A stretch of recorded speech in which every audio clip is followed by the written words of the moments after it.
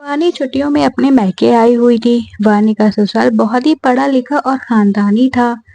वानी के दो बेटे भी हैं। वानी जब से मायके आई हुई है तब से उसके पिताजी घर पर जो भी रिश्तेदार आते उनके सामने ससुराल और जमाई राजा की तारीफों के पुल बांधना शुरू कर देते।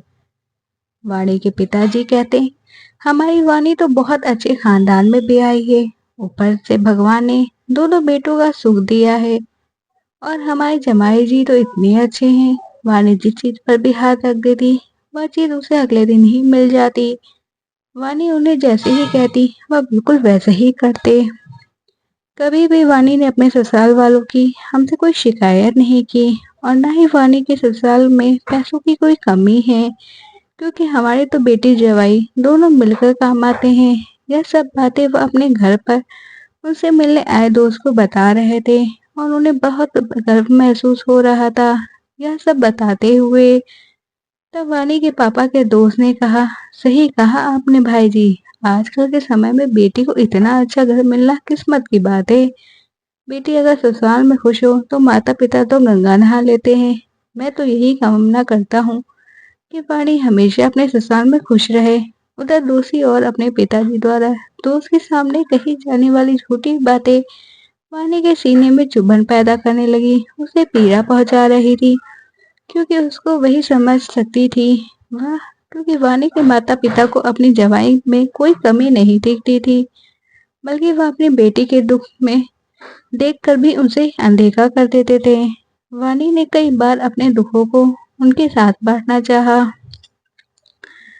पर वाणी के माता पिता को बस एक ही जवाब होता था, बेटा जवाई जी तेरे पति हैं, इतने बड़े घर से ताल्लुक रखते हैं, अगर थोड़ी बहुत तुम्हें कुछ कह भी दिया तो क्या हुआ, तुम नौकरी करती हो तो इसका मतलब यह तो नहीं तुम उसके साथ अपनी बराबरी करोगी।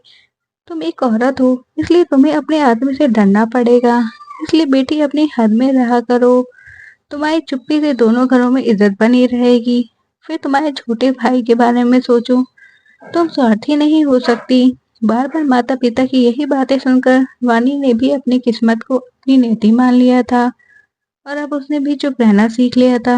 अब वह अपने दुख किसी के साथ भी साझा नहीं करती थी और दुनिया को दिखाने के लिए उसने अपने चेहरे पे झूठी खुशी का नकाब भी ओढ़ लिया। लेकिन आज भी उसकी आत्मा चीख चीख कर खुद से यही सवाल करती थी कि इस दुनिया में कौन है जो उसके दिल की आवाज सुनेगा और उसे समझेगा, पर हमेशा उसके पास कोई जवाब नहीं आता था। इसलिए अब वह अपनी आत्मा को शोर को भी मौन परिवर्तन कर चुकी थी। कहानी अच्छी लगी हो तो प्लीज लाइक शेयर कमेंट करें, चैनल पे नए हो तो सब्सक्राइब करें। Thanks for watching.